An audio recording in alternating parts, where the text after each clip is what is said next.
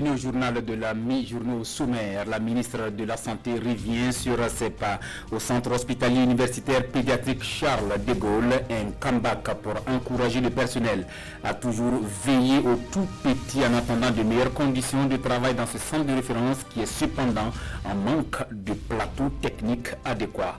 À suivre également la une ce mardi, pénurie d'eau en période de chaleur, une vraie épine au pied de l'ONEA qui donne cette fois la parole aux élus locaux car leur contribution est attendue pour un plan de gestion plus réaliste et efficace de la ressource eau en cette période chaude qui s'annonce.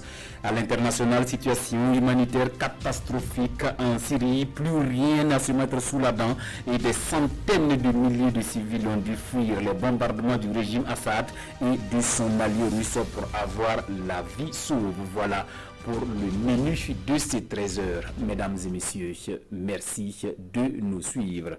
Mais avant de développer ce titre, Africalia 2020 se pointe à l'horizon. C'est du 27 au 29 mai prochain ici à Ouagadougou. Pour cette 7e édition, plus de 500 chefs d'entreprise d'une vingtaine de pays sont attendus. La diaspora africaine, la Chine, la Russie et la Turquie prendront part à cette rencontre des hommes d'affaires organisée par la Chambre de commerce et d'industrie du Burkina Faso. La campagne de promotion d'Africalia 2020 est lancée ce matin et les inscriptions prendront fin le 30 mars 2020. Plus de précisions avec Draman Guinée. Après l'édition de la Côte d'Ivoire, le Forum ouest-africain de développement des entreprises Africalia retourne au Bercail. L'édition de 2020, 7e du genre, se déroule du 27 au 29 mai prochain ici à Ouagadougou.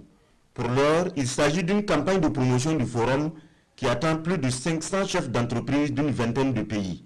Les inscriptions sont ici lancées par la Chambre de commerce avec les bénédictions du gouvernement. L'occasion que nous offre Africalia de nous retrouver avec plus de 600 entreprises réunies à Ouagadougou pour des rendez-vous d'affaires, mais aussi la possibilité qu'il y ait des investisseurs et des patrons techniques et financiers pour regarder au plus près les projets du secteur privé, mais aussi du gouvernement, est une occasion de grand niveau et le gouvernement ne pouvait pas ne pas s'impliquer comme il le fait d'habitude pour que ce rendez-vous soit un grand succès.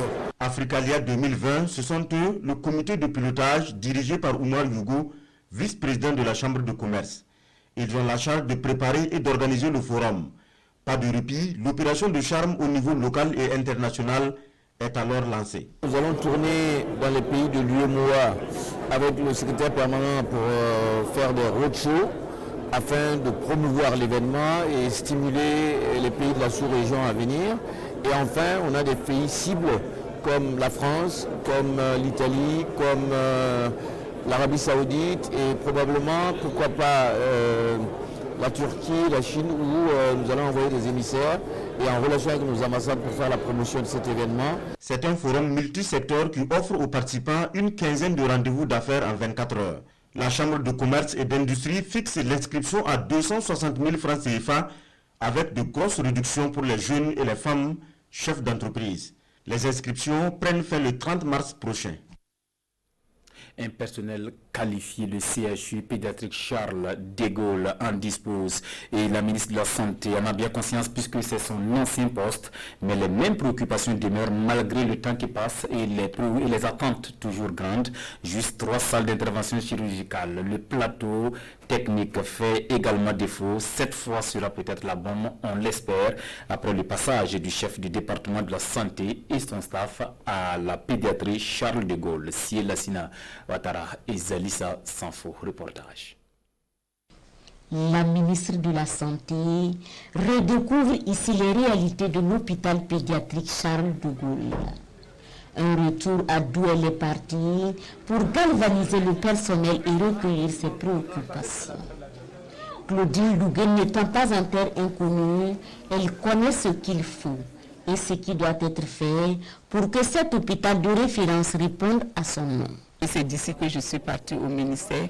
J'étais déjà au courant de ce qui se passait, mais il était bien que mes collaborateurs directs, ceux avec qui je travaille, ceux qui me conseillent tous les jours, viennent toucher également les réalités du doigt. Il y a un problème au niveau des infrastructures, il y a un problème d'équipement de pointe. On va les accompagner pour vraiment mettre en œuvre leur projet d'établissement. Ce n'est pas facile pour nous non plus.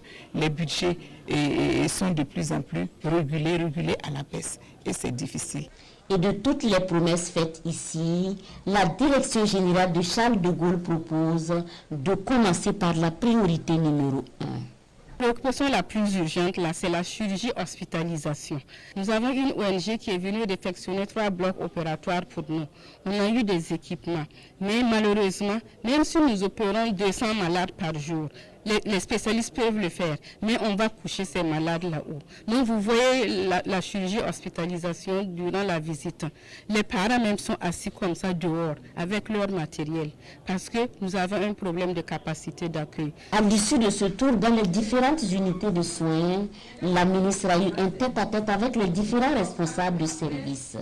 Question de les encourager à redoubler d'efforts, à ne pas se laisser aller par les insuffisances pour offrir des soins de qualité aux tout petits.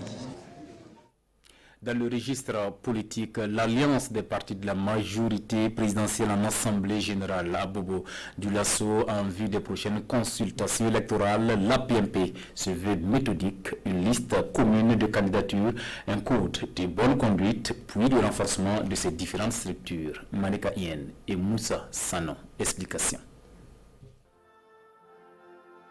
L'alliance des partis de la majorité présidentielle à la recherche d'un nouveau souffle. À travers cette assemblée générale, les militants de l'APMP entendent consolider leur unité autour du président Roch-Marc Christian Kaboré et son PNDS, le programme national de développement économique et social. L'ouest de notre pays, avec sa capitale Bobo du Lasso, constitue un grand centre d'intérêt pour nous, parce que c'est tout un autre pan aussi de notre pays. Et nous voulions passer un message politique sur les questions de l'actualité nationale. Alors comme vous le constatez, c'est une salle du Palais de la Culture qui a refusé du monde parce que nos camarades se sont mobilisés. Poursuite des chantiers de développement dans un contexte d'insécurité, quelle stratégie pour une résilience? C'est sous ce thème que se tient cette Assemblée générale, la première grande activité de l'APMP en cette année 2020, année électorale au Burkina. Sur le chemin du développement, les routes, on continue de les faire, les écoles, les dispensaires, bon bref.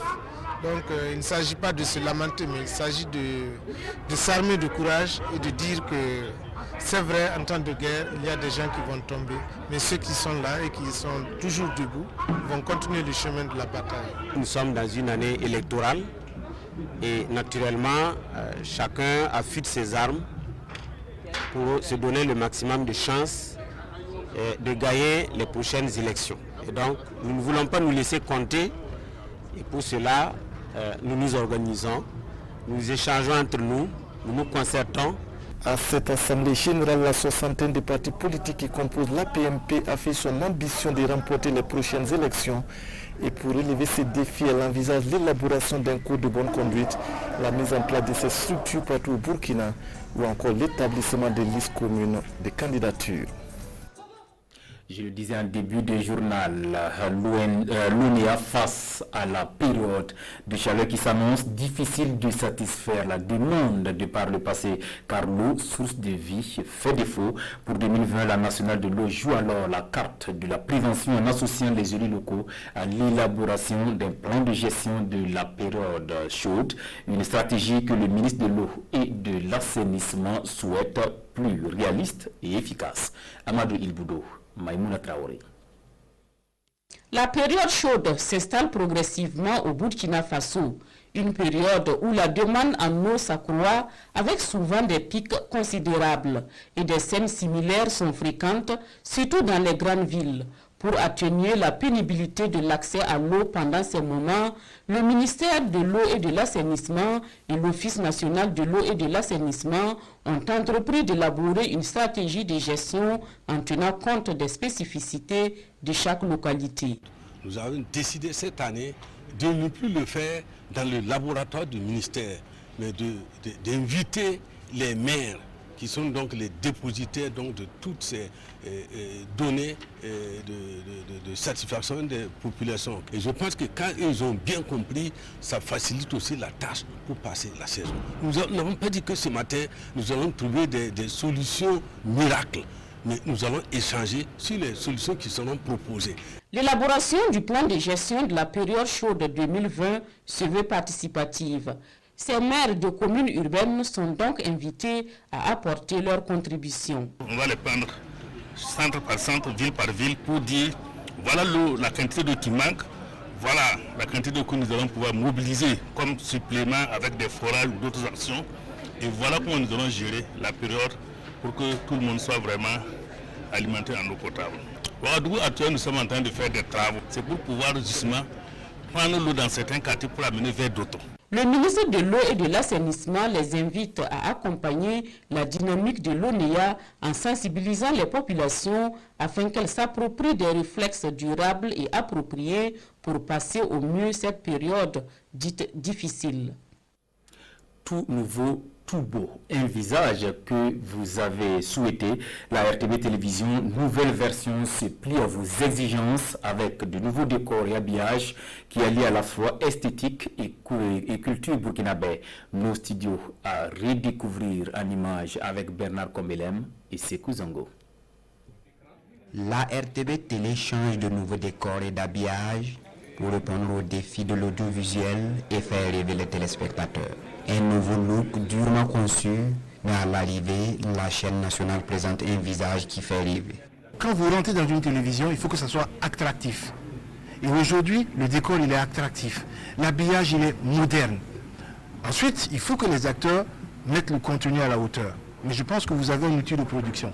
C'est-à-dire, si vous donnez un tracteur à quelqu'un qui a l'habitude de travailler avec une daba, c'est un acquis. Après, à lui de pouvoir l'exploiter à fond. Ce décor est véritablement ce que l'on fait de mieux au Burkina et dans la sous-région parmi les meilleurs. Aucune télévision burkinabé aujourd'hui n'a un grand angle. Aucune. Le décor et l'habillage de la télévision nationale est ainsi dévoilé. Le défi majeur reste l'amélioration des contenus et pour cela, les premiers responsables de la RTB sont clairs, les téléspectateurs seront servis. Vous savez bien que la télévision, c'est informer, c'est également éduquer, c'est également distraire. Donc le volet distractif sera également pris en compte avec des émissions déjà connues et puis bien évidemment un certain nombre de nouveaux rendez-vous que je vais vous laisser découvrir au fur et à mesure. Dans mon discours, j'ai invité l'ensemble des travailleurs de la RTB à faire preuve d'imagination parce que la télévision, c'est le rêve. Ce n'est rien d'autre que ça. C'est faire rêver le téléspectateur. C'est une cérémonie sobre qui dévoile les nouveaux habits de la télévision nationale. Les défis restent énormes, mais les acteurs sont plus que jamais mobilisés pour répondre au présent. En attendant, les téléspectateurs sont invités à rester scotchés sur la télévision nationale pour une découverte progressive de ces changements. Allons partager la joie des populations de Ouézendougu, Ipende et Gounguin, 3 villages de la commune de Sabou bénéficiaires de l'appui des engagements nationaux et des programmes d'urgence, des moulins forages réalisés, que de souffrances soulagées. Oscar Soulama et Estelle Judith Assogba. Un tour de la poulie et l'eau jaillit ici à Ouézendougu, Ipendo et Gounguin, 3 localités de Sabou. Les populations boiront désormais de l'eau potable. Fini donc pour ces femmes les longues distances pour se procurer de ces liquides précieux et les maladies hydriques. Le geste est des engagements nationaux et le programme d'urgence. L'ambition était de faire en sorte vraiment qu'à la fin du mandat, les femmes du Burkina en particulier, qui se battent beaucoup, qui rencontrent beaucoup de difficultés pour accéder à l'eau potable, que vraiment la corvée d'eau au Burkina Faso soit réduite à sa plus simple expression.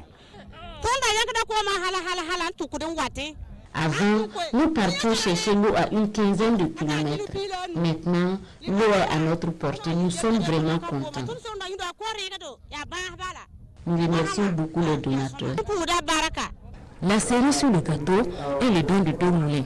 Le premier moulin est offert ici à Ouézendougu par les engagements nationaux et le second à Ipendo par la députée Ruki Aramba, native de la commune de Simba. C'est un moulin qui est multifonctionnel. Pour moi, c'est un honneur et une fierté d'alléger la souffrance de nos mamans qui ont souffert pour nous. Mais aujourd'hui, nous sommes arrivés à un certain niveau. Il faut accompagner nos mères. Toutes ces infrastructures ont coûté plus de 16 millions de francs CFA. C'est un ouf de soulagement pour les populations bénéficiaires qui prennent ici l'engagement d'en faire un bon usage. L'occasion faisant le larron, les femmes de ces différentes localités ont soumis quelques doléances aux autorités ici présentes. Présence au présent. Une œuvre à lire à tout prix. C'est un livre de 60 pages axé sur la paix. La paix dans la diversité, la prière et le dialogue interreligieux. Son auteur n'est autre que l'archevêque émérite de Bobo-Dioulasso, Monseigneur Anselme Titiana Sano. La cérémonie de dédicace du livre avec Amadou Lougué et Lamine Karantao. Présence au présent. Un recueil de poèmes de 60 pages axé sur la paix. Et selon l'auteur, la recherche de la paix passe nécessairement par le dialogue interreligieux et la foi. L'histoire de l'humanité, donc depuis, nous montre que c'est la dimension spirituelle, cette dimension profonde de la spiritualité, c'est celle-là qui nous permet de respirer quelles que soient les circonstances. Présence au présent révèle la dimension d'une parabole qui prend véritablement ancrage dans la ferveur spirituelle. À 84 ans, l'auteur, l'archevêque émérite Anselme Titiana Sano a encore de la force et surtout une grande expérience à partager avec le peuple burkinabé. La grande humilité de l'auteur, sa sagesse sont reconnus ici par ces hommes de lettres et de la culture. Chaque mot est une nourriture pour l'âme, qui nous pénètre, qui nous remue, nous secoue, nous recycle, nous transforme. Présence au présent, pour moi, est une excellente contribution qui vient enrichir ce que je considère comme étant le patrimoine culturel de notre pays. Un livre dans lequel chaque mot vaut son pesant d'or, où la vérité est décrite par l'auteur comme l'essence de la paix, une paix symbolisée en page de garde par un trophée. L'ouvrage est disponible à Bobo-Dioulasso et à Ouagadougou au prix unitaire de 2000 francs CFA. L'actualité internationale nous conduit en Syrie, véritable champ de ruines dans certaines régions du pays. Situation humanitaire catastrophique, plus de 900 000 déplacés et des morts au quotidien. Mais Bachar el-Assad poursuit son offensive. Regardez. Le quotidien de ces Syriens, c'est la fuite. Fuir encore et toujours les violences qui frappent leur pays. Selon l'ONU, depuis décembre, les combats et les frappes aériennes ont fait des dizaines de morts et plus de 900 000 déplacés. En majorité des femmes et des enfants forcés de dormir dehors par des températures glaciales, faute de place dans les camps. Sourds aux appels appuyés des Nations Unies pour un cessez-le-feu, les forces gouvernementales poursuivent leur offensive dans le nord-ouest de la Syrie, appuyées par l'aviation russe. Rien ne semble pouvoir arrêter Bachar al-Assad. Nous ne devons pas nous reposer, mais continuer à nous préparer pour les batailles à venir et poursuivre notre combat pour libérer Alep et Idlib. Même si le voisin turc reste déterminé à entraver notre avancée, nous devons continuer à lutter pour libérer la Syrie, écraser le terrorisme et parvenir à la stabilité. Les forces gouvernementales avaient déjà repris Alep en 2016. Elles sécurisent à présent ses alentours, des territoires attenants qui abritent encore des groupuscules djihadistes et des factions rebelles. Mais malgré la détermination du régime à reconquérir l'intégralité des provinces d'Alep et d'Idlib, djihadistes et rebelles pourraient préserver une partie de cette région avec le soutien de la Turquie qui maintient des troupes dans le nord-ouest syrien. Ankara a envoyé des renforts ces derniers jours. Revue de presse pour refermer cette édition. 3 sujets font la une des quotidiens de ce 18 février. L'organisation de la SNC 2020, l'appel de Manega et Yacouba Isaac Zida, candidat du MPS à la présidentielle du 22 novembre prochain. Lecture croisée des journaux avec Sekou Zongo. Appelle la candidature de Yacouba Isaac Zida à l'élection présidentielle du 22 novembre prochain. Je serai bel et bien là, propos de l'ancien Premier ministre, sous la transition relayée par l'observateur Palga. En répondant ainsi à l'appel du MPS, Yacouba Isaac Zida pense être une personne qui fait preuve de responsabilité, de courage décisionnel, d'intégrité morale et qui prend en compte l'aspiration du peuple burkinabé. Même message relayé par le journal Le Pays qui résume le message du natif de Yako et écrit « Présidentielle 2020 », Yacouba Isaac Zida répond favorablement à l'appel du MPS. Faire du Burkina Faso un havre de paix, la question est plus que d'actualité avec des appels de tout genre. Mais pour le bimensuel d'information Mutation, l'appel de Maniga n'est autre qu'une profanation de l'insurrection. Mutation écrit à sa page 8, c'est Sage qui adule Blaise et charge les insurgés. S'il est vrai que depuis la chute de Blaise Compaoré, les appels à la réconciliation nationale se multiplient, ce sont les seuls qui tiennent partout le crachoir, fait remarquer le bimensuel. Mieux, ce sont eux qui fixent les conditions, l'agenda et déterminent les contours et les acteurs, précise Mutation. Pour le journal, ce groupe n'est certainement pas au-dessus de la mêlée, bien qu'il soit possible de retrouver dans ces sages de Maniga des personnalités sincères, mais embarquées dans une aventure au dessein inavoué, dont les vrais acteurs sont tapis dans l'ombre, regrette Mutation. Et puis, SNC 2020, le comité d'organisation de la 20e édition installé. Plusieurs innovations sont attendues à ce biennale culturel. Pour l'Express du Faso, le ministre Sango tient à des résultats à la hauteur de la manifestation et prévient celui qui finance une activité non prévue dans le programme ira en prison. Morceau choisi par le journal édité à Bobo Dioulasso à sa une. Ainsi s'achève cette édition de la mi-journée. Merci de l'avoir suivi.